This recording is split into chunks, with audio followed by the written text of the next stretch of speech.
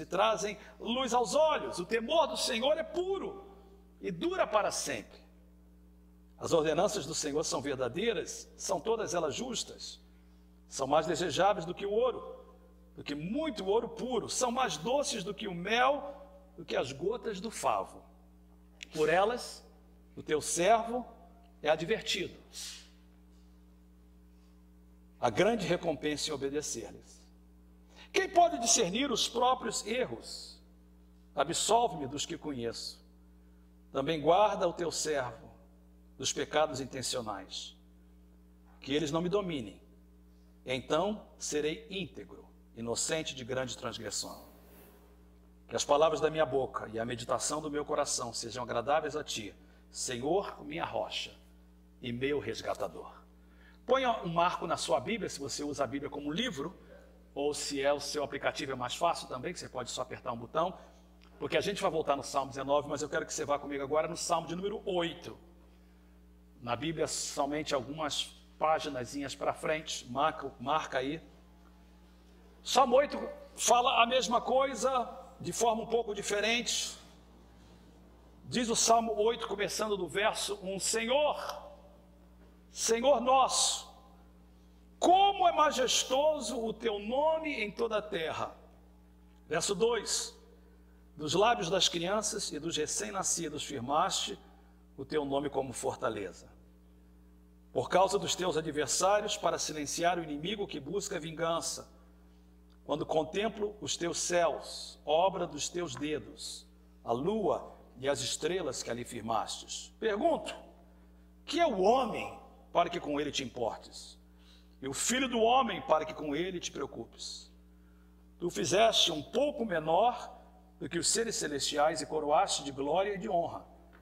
Tu o fizeste dominar sobre as obras das tuas mãos, sobre os seus pés, tudo puseste. Todos os rebanhos e manadas e até os animais selvagens, as aves do céu, os peixes do mar, tudo que percorre as veredas dos mares. Senhor, Senhor nosso, como é majestoso o teu nome em toda a terra. Que o povo de Deus diga, amém. Como podemos conhecer a Deus? Esta é a grande pergunta por toda a história da humanidade. Quando você estuda qualquer uma das disciplinas, como por exemplo história, e você estuda a história da humanidade, você vai ver que na história da humanidade havia essa procura de entender quem Deus é. É por isso que as sociedades primitivas faziam deuses, faziam uma forma de Deus, porque na tentativa de explicar a Deus, eles achavam que a forma de explicar a Deus era reproduzindo o que eles pensavam a respeito de Deus. Quando você estuda antropologia e a história da humanidade, você vai descobrir que a antropologia mostra que até mesmo as sociedades mais primitivas havia essa pergunta: quem é Deus? O índio, no Brasil, nas Américas, antes dos colonizadores chegarem, já faziam essa pergunta. Os incas, os maias, os astecas. Você conhece a história desses três povos que são povos, eram nações, eram civilizações nas Américas antes da chegada do europeu colonizador? E você vê que a história dos incas no Peru, e quando você vai em Machu Picchu, você vai ver que ali tem uma pergunta: quem é Deus? Como é que a gente pode conquistá-lo? Astecas, os maias, o índio lá no Brasil, o tupi. Os índios lá sempre havia dessa ideia: quem é Deus? Como é que eu posso mostrar para ele? Como é que a gente pode conhecer esse Deus? E a Bíblia diz que Deus se revelou para o povo de Israel. Israel se torna para nós a revelação de quem Deus é. A Bíblia, e você tem que entender, ela apresenta Deus não como uma de muitas escolhas. Deus não é parte de uma pletora de deuses. Deus não é Um dos muitos deuses que você pode escolher a servi-lo e adorá-lo da forma que você quiser, quando você quiser. Deus não é um dos deuses. A Bíblia apresenta Deus como o Criador dos céus e da terra. O Deus da Bíblia é onipotente, onipresente, onisciente. Ele é o Deus Altíssimo. A Bíblia, ela começa afirmando que Deus existe e que somente uma pessoa tola diria que Deus não existe. Aliás, o Salmo 14, verso de número 1 diz o tolo em seu coração: Deus não existe. Somente um tolo pode dizer que Deus não existe. Não acreditar na existência de Deus é tolice. Porque, na verdade, quando uma pessoa diz que Deus não existe, ela está simplesmente tentando negar o real, negar a existência. Porque se ela admite a existência de Deus, significa que ela tem responsabilidade com essa verdade. Você sabe muito bem que um alcoólatra, para ele ser curado do seu alcoolismo, ele não pode negar a sua dependência do álcool. Ele tem que dizer com a sua boca: eu sou alcoólatra. Por uma pessoa que está tendo problema no casamento, às vezes muitas pessoas vêm para mim pedindo ajuda no casamento, e às vezes fala assim: pastor, conversa com meu marido, conversa com a minha esposa. É impossível. Você só pode ajudar um casal quando os dois reconhecem: nós precisamos de ajuda. Negar a existência de algo, a gente faz isso como um mecanismo de defesa. Freud já ensinava sobre isso, que um dos mecanismos de defesa é negar. Então, quando a gente tem uma dor muito grande e a gente não quer lidar com ela, o que a gente faz? Nega. E a humanidade nega a existência de Deus, não porque Deus não existe, mas porque, se negar, ele acha ou ela acha que está livre da responsabilidade. A Bíblia, a palavra de Deus, ela não perde tempo provando a existência de Deus. O primeiro capítulo da Bíblia, o primeiro versículo diz: Deus já estava lá no princípio. No princípio, Deus. No português vem para nós assim: no princípio criou Deus, mas criou tem um sujeito. E no original, o sujeito é muito claro. No princípio, Deus criou. Antes da criação, Deus já existia. Então a pergunta é o seguinte: nós sabemos que Deus existe. Isso é ponto pacífico. A pergunta é: como é que nós devemos conhecer Deus? Então nós começamos então tentando definir a palavra teologia. Nós vamos começar uma classe do seminário, que é uma classe de teologia. Algumas pessoas têm medo de teologia, porque acham que se estudar teologia elas vão ficar frias, elas vão ficar questionando tudo. Mas a gente tem que entender o que é teologia. Se hoje fosse um grupo de conexão, e eu não vou fazer essa pergunta porque a maioria de vocês já estão presentes, e vão estar presentes no último grupo da semana, mas se fosse um grupo de conexão, eu faria uma pergunta para vocês assim: gente, eu queria que vocês definissem para mim o que é teologia. E a maioria das pessoas responderiam: teologia é o estudo de Deus. Quando eu pergunto isso no seminário, onde eu ensino, eu sempre tenho essa resposta: teologia, estudo de Deus. Por quê? Porque a gente sabe que biologia é o estudo da vida. Zoologia, estudo dos animais. Cosmologia, estudo do universo. Então, porque biologia é o estudo da vida, zoologia é o estudo dos animais, cosmologia é o estudo do universo, então teologia é o estudo de Deus. Que petulância! Como é que a criação, que o criado pode definir o Criador? Como nós, seres finitos, podemos definir e estudar um Deus infinito? É impossível, queridos. Teologia, ao contrário do que muitos pensam, não é o estudo de Deus, porque isso seria petulância da nossa parte. A palavra teologia vem de duas palavras no original: theo e logos, logia, que vem de logos. Theo, todo mundo sabe, significa Deus. Logia, às vezes é interpretado e definido como estudo de. Mas se a gente conhece um pouquinho do grego, sabe que logia vem de logos. Logos é o substantivo. Como é que logos é traduzido na Bíblia? Quando aparece a palavra logos na Bíblia, como é que é traduzido? Essa palavra aparece em João capítulo 1, verso 1, você conhece o texto. No princípio era aquele que é a palavra, ele estava com Deus e era Deus. Essa é a NVI. A Almeida traduz assim: no princípio era o verbo, e o verbo estava com Deus, e o verbo era Deus. Um parênteses aqui. Sabe por que é importante estudar a Bíblia e a teologia? Uma vez eu vi um pregador cheio do Espírito, muito animado, e quando ele pregava, mesmo você sentia a presença daquela força dele. Ele pregou com unção, mas falou bobagem. Que às vezes acontece a pessoa pregar com unção e falar bobagem. Então ele pregou dessa forma: no princípio era o verbo, Deus é o verbo é ação, e se nós queremos servir a Deus, temos que ter ação. Só que ele não entendia que verbo aí não tem nada a ver com ação, tem a ver com verbalizar. Essa é a vantagem de você estudar, porque se você não estuda, você vai falar bobagem. A palavra verbo aí é a palavra logos, por isso que a NVI traduz de uma forma mais linda. No princípio era aquele que é a palavra. Então logos aí é traduzido como o quê? Palavra, verbalizar. O que é uma palavra? É uma expressão. O que é uma palavra? É a forma que você coloca para fora o que está na sua mente. Por exemplo, se você me pergunta assim: pastor Fernando, o que o senhor tem na sua mão? Então na minha mente está um livro que é a Bíblia. Eu vou verbalizar o que está na minha mente. Isto é um livro, isto é a Bíblia.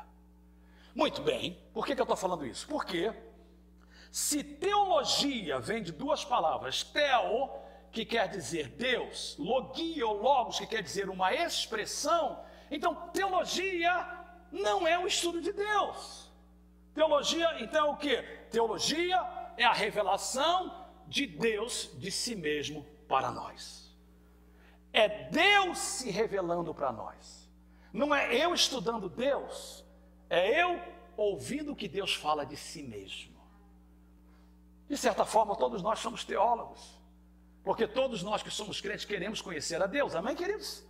Então, todo aquele que quer conhecer a Deus precisa de entender o que ele fala a respeito dele mesmo. Então, como é que eu posso conhecer a Deus? Eu conheço a Deus ouvindo a sua própria revelação de si mesmo para nós. Eu queria nessa manhã ou tarde, em poucos minutos, mostrar para vocês 4 formas, baseado nestes textos e um mais, que nós podemos conhecer a Deus. Nós conhecemos a Deus através da sua autorrevelação. Que tipo de revelação? Primeiro, nós conhecemos Deus através da revelação, através da criação. Olha aí o Salmo 19, por favor, eu pedi para você ter aberto. Olha o que diz o Salmo 19 e os versos de número 1 a 4. Você vê, isso é poesia na sua excelência. Ele usa o paralelismo, que é uma característica da poesia hebraica. Os céus declaram a glória de Deus, linha 1. Linha 2, o firmamento proclama a obra das suas mãos. Os céus, paralelo a firmamento, declara paralelo com proclama. Glória de Deus, paralelo com as obras das suas mãos.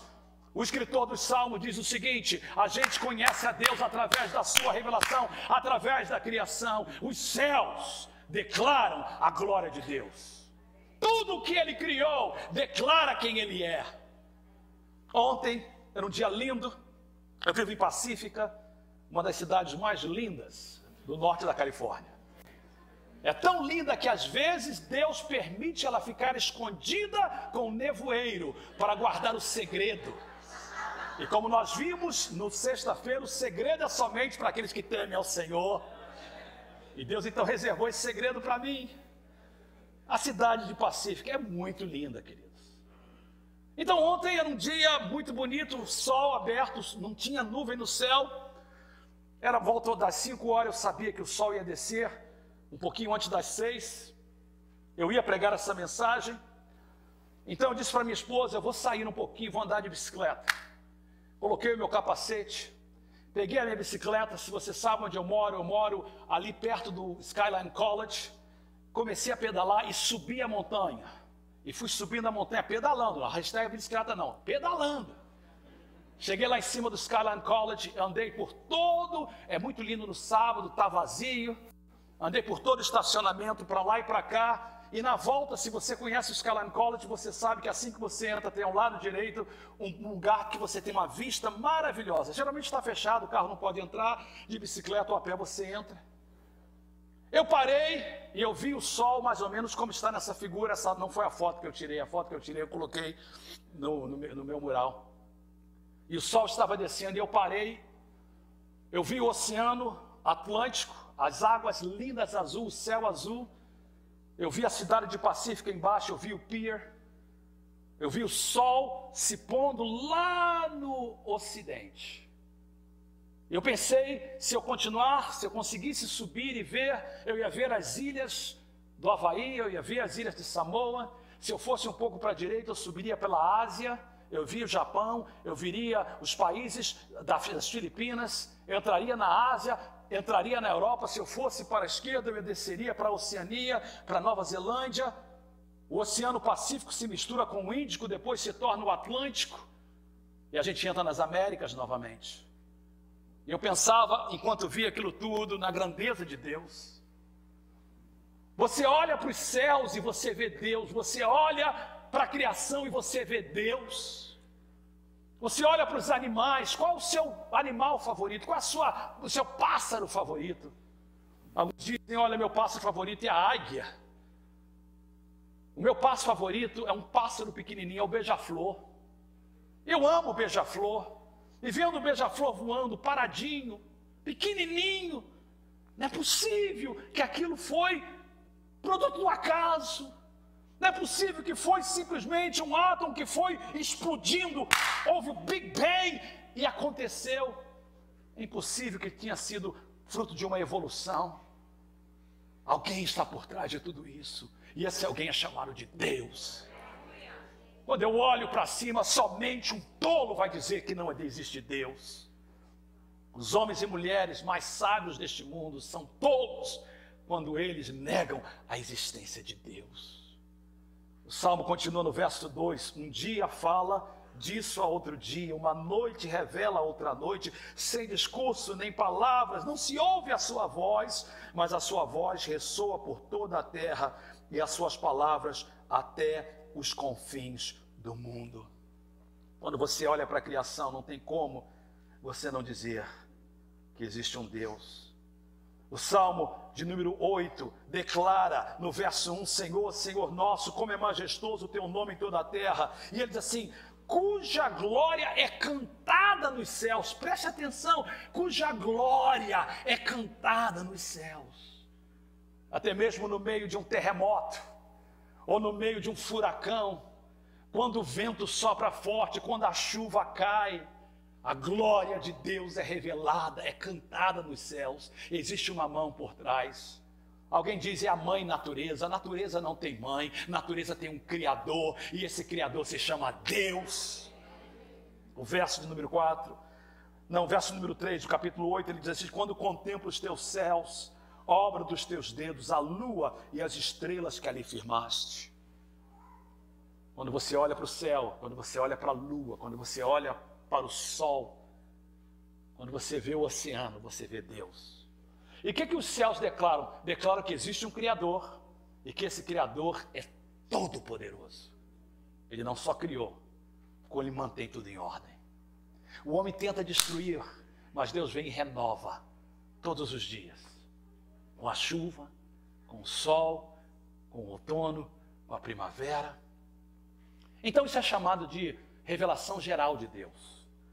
Como é que eu conheço Deus? Eu conheço Deus através da criação, mas número 2, eu conheço Deus através da sua palavra.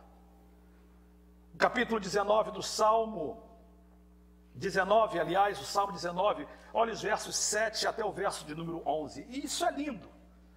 Você vê que o salmista usa na poesia referências à palavra de Deus, usando metáforas e símiles para dizer o que a palavra de Deus é e o que ela faz. Verso 7, a lei do Senhor é perfeita, revigora a alma. Ou seja, a palavra de Deus, ela é perfeita, ela traz revigor à sua alma. Os testemunhos do Senhor são dignos de confiança, ele torna sábio até o inexperiente. Verso 8, os preceitos do Senhor, seus mandamentos são justos, eles dão alegria ao coração. Quer ficar alegre? Leia a palavra de Deus. O temor do Senhor é puro, dura para sempre, as ordenanças do Senhor são verdadeiras, são todas elas justas. E aí o salmista diz no verso 10, olha, a palavra de Deus é uma revelação tão grande de quem Ele é, que elas são mais desejáveis do que o ouro, do que o dólar, do que o euro, do que muito ouro fino, é mais doce do que o mel, do que as gotas do favo. Por elas o teu servo é advertido, e a grande recompensa em obedecer-lhes. Você quer conhecer a Deus? Olha para o céu. E você quer saber quem Deus é? Quais suas características? Qual o seu plano para a sua vida? Como você pode ser um melhor marido, uma melhor esposa? Como você pode ser uma pessoa feliz? Como você pode ter certeza que quando morrer você vai ser feliz? Como você pode não ter medo da morte? Leia a palavra de Deus. Gaste tempo com a palavra de Deus. É por isso que na nossa igreja, toda igreja que se preza, ela ensina você a ler a Bíblia, a meditar na Bíblia. Você vai a um grupo de conexão para estudar a Bíblia, você vem no seminário para estudar a Bíblia, você vem no culto para ouvir a palavra de Deus. Tudo que você precisa de saber de Deus e como servi-lo, você encontra na palavra de Deus. Como é que eu posso conhecer a Deus? Eu conheço a Deus olhando para a criação. Eu conheço a Deus lendo a sua palavra, mas eu também conheço a Deus olhando para a forma que ele se revela no ser humano. E em teologia nós temos um termo muito conhecido que os teólogos usam, ele vem do latim, imago Dei. E você vai ler em livro, você vai ouvir o teólogo falar imago Dei. O que é o imago Dei, pastor Fernando? Imago Dei, a imagem de Deus. De toda a criação, por mais sublime que seja, a baleia, o tubarão, a águia, os anjos, Deus disse assim, não, vai ter uma criação que é especial, porque nela eu vou colocar a nossa imagem, a nossa semelhança. Gênesis 1, 26. Disse Deus, façamos o homem a nossa imagem, a nossa semelhança. Nós discutimos muito o que significa a imagem de Deus. Não é o fato de sermos seres humanos e termos o corpo humano, porque Deus é invisível, Deus não tem corpo como nós temos. O que nos faz a imagem de Deus são algumas características como razão, livre arbítrio, direito de escolher, vontade, emoção, viver em comunidade, amar, não por instinto como os animais, mas por escolha. Deus coloca isso em nós. Então quando a gente vê o ser humano, eu sei que o ser humano hoje, por causa do pecado, há tanta coisa ruim, o ser humano hoje faz tanta bobagem, mas se você conseguir colocar a maldade do ser humano à parte, você vai ver o intelecto do ser humano. E você começa, por isso que eu escolhi essa foto, com as crianças. E o salmista diz para nós, no verso de número 2 do capítulo 8, no início ele diz assim, dos lábios das crianças e dos recém-nascidos. Então, você pensa numa criança no ventre da sua mãe sendo desenvolvida, e aquela criança, só uma mulher entende isso, nós homens não temos essa capacidade. A gente tenta, não, graças a Deus é só por causa da dor. Mas é algo que Deus deu às mulheres, deve ser algo lindo, queridos. De ter vida dentro dela. Vida dentro dela. Só mãe, uma mulher que já teve e sabe o que é. E você sabe que há uma vida dentro de você, é um coraçãozinho batendo. Aquele coraçãozinho, aquela criança tem uma alma. Aquela criança tem uma personalidade. E a mãe sente ela dando o primeiro chute. E você sabe, há um ser humano dentro de mim. Deus deu às mulheres um presente que tem a ver com a sua imagem de dar vida. Por isso que o aborto é um pecado. E quando aquela criança nasce, e você já participou, ou já teve, ou participou, estava lá, você vê aquela criança respirando o primeiro ar, dando o primeiro choro. E você pega uma criancinha e você coloca nas suas mãos e você vê um ser humano perfeito. E cada grito, que cada choro, a Bíblia diz, é um perfeito louvor ao Criador. E aí o ser humano cresce, e o salmista diz assim, verso 4, eu pergunto, o que é o homem? Para que com ele te importes, verso 4 do capítulo 8. O filho do homem, para que com ele te preocupes. Tu o fizeste um pouco menor do que os seres celestiais. Eles são eternos, a gente vai morrer. Mas tu o coroaste de glória, honra, tu o fizeste dominar. Tome, por exemplo, um telefone como esse. Esse aqui é o iPhone 7, o melhor que já saiu. A capacidade desse negocinho de fazer o que há 20 anos não tinha como fazer. Como diz o Goiânia, esse trem tira foto, fala, me permite ver o que está do outro lado do mundo através do FaceTime, do Skype. É muito mais do que um telefone. Ele me diz a hora que eu devo dormir, a hora que eu devo acordar. O cara tinha que ser muito gênio para criar um negócio desse. Mas a capacidade dele foi dada por aquele que criou todas as coisas. Pensa no cérebro humano, queridos. Eu podia falar de qualquer parte do ser humano, o coração, os rins. Mas pensa o cérebro, a capacidade do cérebro humano. Nenhum computador do mundo tem a capacidade que o cérebro humano pode fazer. Da onde veio isso? Imago Dei. O ser humano é uma representação da imagem e semelhança de Deus. Quando você então vê o ser humano, por mais ruim que ele seja, não veja nele o diabo. Veja em todo ser humano, crente e não crente, a imagem e semelhança de Deus. A diferença de nós crentes é que a nossa imagem e semelhança foi redimida. Mas todos nós, criaturas de Deus, somos imagem e semelhança desse Deus.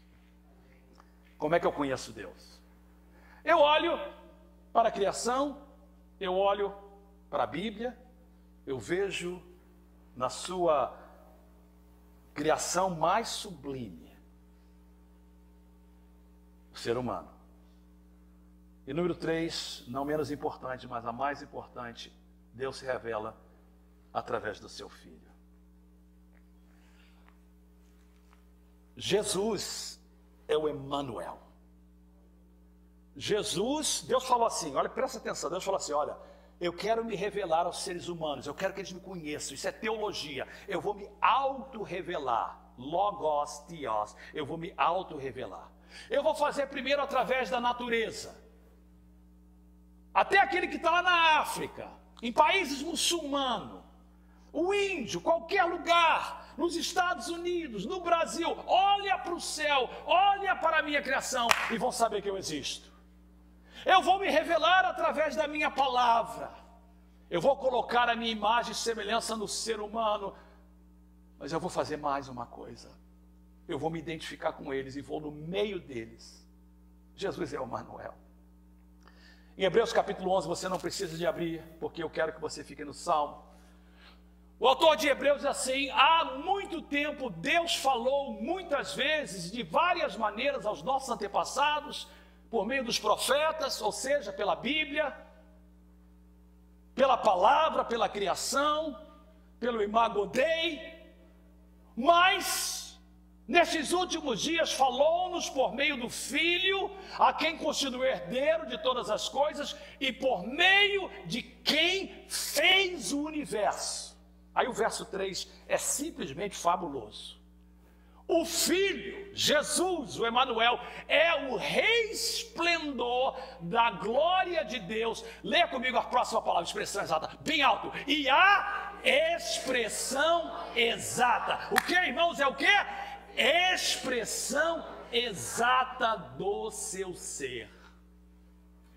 sustentando todas as coisas por sua palavra poderosa, depois de ter realizado a purificação dos pecados, ele se assentou à direita da majestade nas alturas. Jesus, o meu Jesus, o Deus Jesus, é a expressão exata de Deus.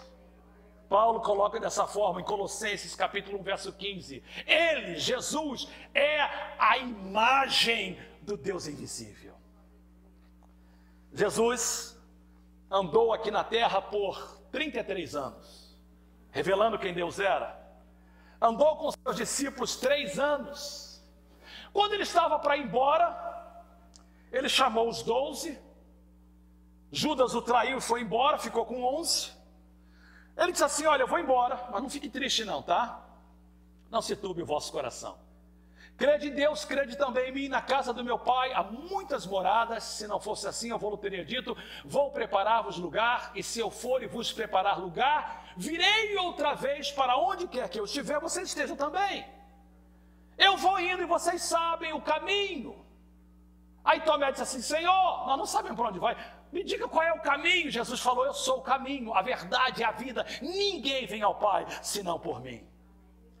Aí Filipe, um dos 11 discípulos que permaneceram, disse para Jesus o seguinte, e aí está o texto: Senhor, mostra-nos o Pai, e isso nos basta. Jesus respondeu: você não me conhece, Filipe? Mesmo depois de eu ter estado com vocês durante tanto tempo, quem me vê, vê o Pai. Como você pode dizer: mostra-nos o Pai? Você quer conhecer a Deus? Olha para Jesus. Deus então se revela de várias formas, através da natureza, através da palavra, através do imago Dei, a imagem e semelhança no ser humano, e a autorrevelação sublime e mais importante é o próprio Jesus. Queridos, nós podemos conhecer a Deus. E a pergunta que eu deixo para vocês em conclusão é: como nós respondemos a esta revelação? Uma vez que a gente entende que Deus é real, existe, a Bíblia diz que quem se aproxima dele tem que saber que ele existe e é recompensador, galardoador daqueles que o buscam. Como é que eu vou responder a isso? Não, algumas pessoas respondem negando sua existência. Algumas pessoas respondem vivendo como se ele não existisse. Eu, como crente em Jesus, servo de Deus, como é que eu me termino e respondo a essa revelação, autorrevelação de Deus? Eu volto ao Salmo 19. E eu termino dizendo: você não precisa de abrir, eu tenho projetado para você. A primeira resposta que Deus quer de nós é humildade. Capítulo 19 de Salmos diz, verso 12 e 13: há quem pode discernir os seus próprios erros. Ou seja, você sozinho não vai conseguir. Absolve-me dos que desconheço. Guarda o teu servo dos pecados intencionais, que eles não me dominem. A primeira resposta é: já que existe um Deus que se revelou, eu tenho que me humilhar perante Ele. Eu tenho que reconhecer que Ele é Deus e que eu sou o servo. Segundo, eu preciso de responder em santidade, muito importante. O salmista diz assim: então eu serei íntegro, inocente de grande transgressão, que as palavras da minha boca, a meditação do meu coração sejam agradáveis a ti, Senhor, minha rocha e meu resgatador. O que ele está dizendo com isso? Ele está dizendo o seguinte: olha, já que Ele existe, que se revelou, eu me humilho perante Ele, e eu digo: Senhor, me ajuda a viver uma vida que te agrada. Volta ao Salmo número 1. Bem-aventurado, feliz, aquele que não anda segundo o conselho dos ímpios, não se detém no caminho dos pecadores, não se assenta na roda dos escarnecedores. Antes, o seu prazer é na lei do Senhor. Na sua lei medita de dia e de noite. Será como árvore plantada junto a ribeiros de águas, a qual dá o seu fruto na estação própria. Tudo quanto fizer prosperará. Eu vou dizer: Senhor, me ajuda a viver em santidade. Como é que eu respondo à autorrevelação de Deus? Eu respondo em humildade, em santidade e em adoração. Salmo número 8, verso 1 e 9, começa e termina da mesma forma com uma afirmação tremenda. Eu queria que toda igreja leia comigo esses 2 versos, fazendo dessa a sua adoração a Deus nessa manhã.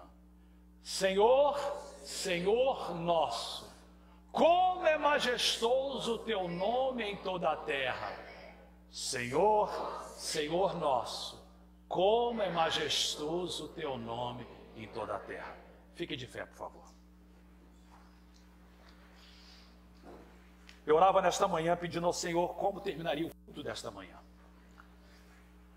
E no culto em inglês, Deus me disse como eu deveria de terminar, porque era domingo de ceia, e eu terminei da forma que eu senti o Espírito Santo me dirigir para terminar o culto que eu preguei no primeiro culto.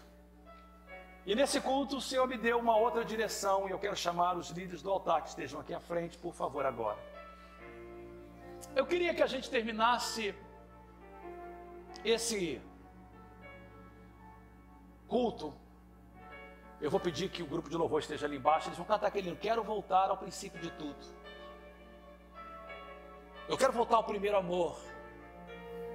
E eles vão estar cantando ali embaixo esse cântico bem suave, não muito alto. E eu queria dar uma oportunidade para você responder a revelação de Deus essa manhã em humildade, em santidade, em adoração. Eu sou um alto amante, um tremendo amante do altar. Eu conversava com os nossos queridos que voltaram do Brasil, eles disseram uma coisa que eles mais sentiram falta no Brasil. Foi o altar. Foram a cultos abençoados, a palavra foi pregada, mas não houve uma oportunidade deles responderem aquilo. O altar é isso, não é uma pressa para ir almoçar. Hoje não tem almoço na igreja, a gente vai para casa. Mas a gente quer fazer desse um tempo agradável com Deus. É o início da nossa semana. Eu quero nesse momento abrir o altar. Eu vou fazer uma oração, e se você tiver que ir embora, porque teus filhos precisam comer, você está na pressa, amém. A porta vai estar aberta, os diáconos vão abrir a porta depois da oração, você pode sair. Mas se você quiser responder em humildade, santidade, adoração, eu quero que você venha aqui à frente, se ajoelhe, gaste um tempo com Deus. Se você quiser alguém orar por você, porque às vezes você precisa de alguém para concordar com você, você pode chegar na frente de qualquer um desses líderes. Eles oraram 35 minutos antes do culto começar, quase 45 minutos, orando pela sua vida. Eles vão estar aqui para orar por você, se você quiser. Mas essa manhã a gente vai dizer, Senhor, eu quero terminar esse culto dizendo, eu quero voltar a entender que a sua revelação, a auto-revelação de Deus exige de mim humildade, santidade e adoração. E depois desse tempo de oração, o cântico vai terminar, eu vou fazer uma oração final. Abençoar a sua vida. De você. Pai querido, eu quero nesse momento abrir esse altar. E por alguns minutos nós vamos gastar um tempo nesse altar respondendo a essa auto-revelação, em humildade, em santidade, em entrega e em adoração. Que esse seja um momento poderoso. Se há alguém nessa manhã que precisa de dar a sua vida para Jesus, se alguém nessa manhã que precisa de entregar a sua vida para o Senhor, que essa pessoa possa vir e falar com uma dessas pessoas no altar, entregar a sua vida para o Senhor, pedir para eles orarem por você. Quiser retornar ao Senhor, peça alguém para orar para você.